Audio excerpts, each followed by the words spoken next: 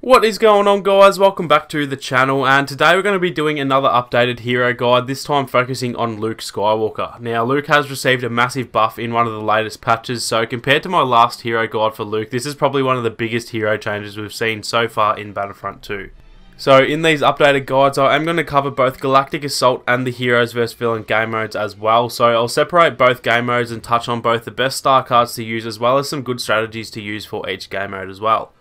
Before I get stuck into that though, I'll just go over his HP and abilities just so that any newer players out there can get a good idea of how he plays. So he has a starting HP of 750, which is equal highest of all the light side heroes, plus he does have a health on kill star card as well, so in terms of his health he's definitely up there with some of the best heroes in the game.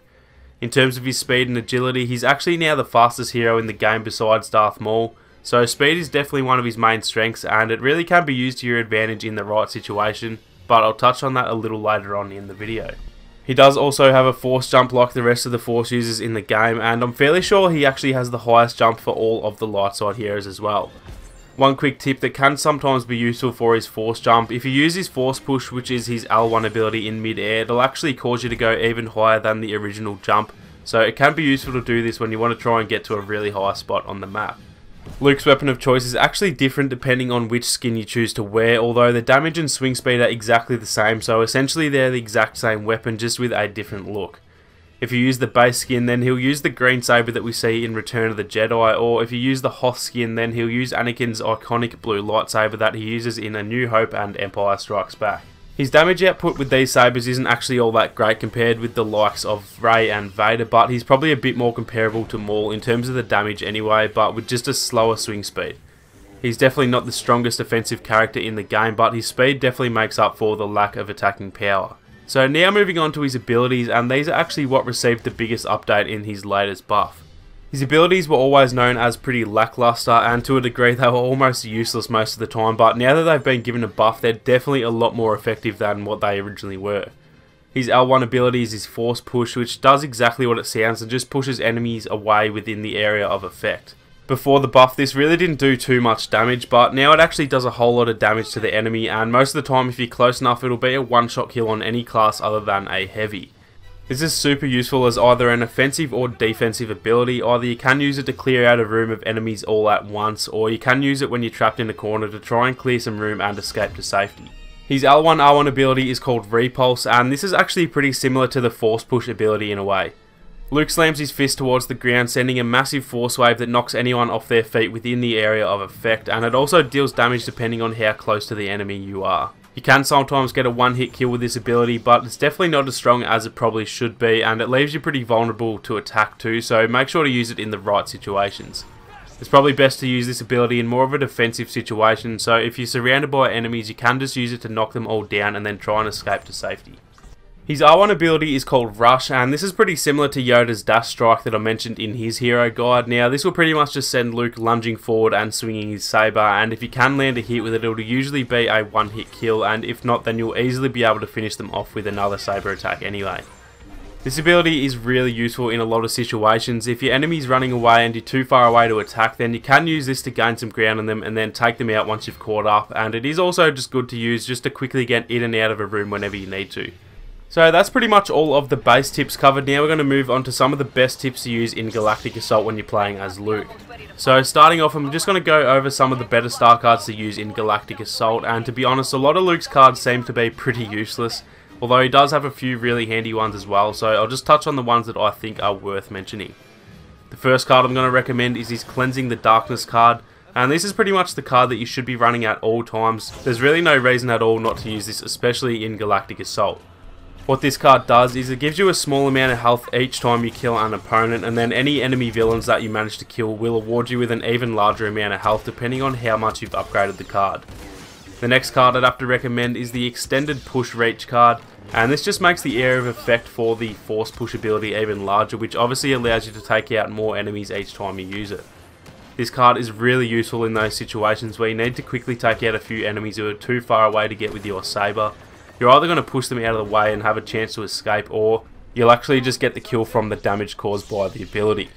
The third and final card I'm going to recommend is the Jedi Reflexes card, and this gives you one extra rush attack at the expense of a slower recharge time. The recharge time is barely enough to notice, and the extra attack can save your life more often than not, so this is definitely another awesome card to look into. Now, those are really the only 3 cards I use for Galactic Assault. Most of the other cards aren't really all that useful. However, I do recommend just giving them all a go anyway. Everyone has their own playstyle, so some of the other cards might end up suiting you better than the ones I just mentioned. But these 3 cards are definitely really handy if none of the other cards suit your playstyle. So now moving on to some tips for Galactic Assault, and the first tip I'm going to mention is to use Luke's speed to his advantage. He's the fastest light side hero, so rather than trying to play him like you would as say Rey or Vader, you're better off trying to play more of a Maul playstyle and quickly get around the map, taking out enemies on the move rather than letting them come to you. As I mentioned earlier, he doesn't really have the strongest attack in the game, so if you try holding down objectives on your own, then you can often find yourself dead pretty quickly, as he just doesn't have a strong enough attack or high enough health to be able to lock down areas by himself, at least most of the time anyway. Your best bet is to keep on the move, getting in and out of the action before you take too much damage, and when you do take a bit of damage, then you definitely want to fall back, regen your health, and then slowly try and take a few enemies out at a time so that you can regen some health with the star card that I mentioned earlier in the video. It's also a really good idea to try and save your abilities for when you need them the most, rather than using them too often.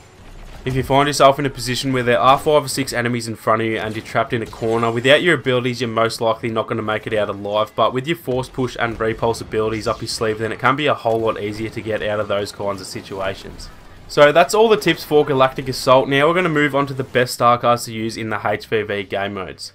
Now, there's not actually too much to touch on for these game modes in terms of the star cards. All those cards I mentioned for Galactic Assault are really useful for these game modes as well, but there is one extra card that I'm going to throw in there as well, as it can be really useful in the HVV and Hero Showdown. So again, the Cleansing the Darkness, Extended Push and Jedi Reflexes cards are all really useful for the hero modes as well, but to be honest, the Cleansing the Darkness card can sometimes be a little useless, as there's not really too much point trying to regen your health in these game modes, especially in Hero Showdown. I'd probably recommend replacing it with the Stronger Push card, which is really useful for knocking your enemies back, and this is so handy because it can give you an extra buffer when it comes to distancing yourself from the enemies. Fully upgraded, this card's going to push your enemies twice as far away, which is not only handy for getting away from the enemies, but it also allows you to push enemies off the sides of the map a whole lot easier, and there's a less chance that they're going to fall short of the edge. Again, these cards are all just a matter of opinion. These 4 that I have mentioned are definitely really handy cards to use, but that doesn't mean that it's not worth giving some of the other cards a go as well, so I do recommend just playing around with them all and seeing which ones work best for you. So now we're going to move on to some tips for the hero game modes, and to be honest, Luke can be pretty hard to play as sometimes, especially when you're coming up against other saber users like Vader, Maul and Kylo, but if you play him right, then you definitely can still do extremely well in these game modes. The first tip I'd have to say is just to slow it down a bit compared to how I mentioned you should be playing in Galactic Assault. It's always good to slow down in the hero modes, as rushing into a bunch of enemy villains is never going to end well for you or your teammates. Make sure to still use your speed to your advantage whenever you can, but again, that doesn't mean just rushing into a high traffic area. I mean it more in the way of knowing when you need to get away and regen some health, or when to push in and help out a teammate in trouble. Another tip which some people might find pretty obvious, but that is to position yourself well on any map where the enemies can be pushed off the edge of the map, because 2 out of 3 of Luke's abilities can be really handy for pushing enemies to their death, which is by far the easiest way to get kills in these game modes. In this example clip here, you can see that I had backed myself up into this area on purpose, and Maul and Vader definitely thought they had me in a good spot here, but all along I was trying to lure them here so that I could push them off the edge of the map.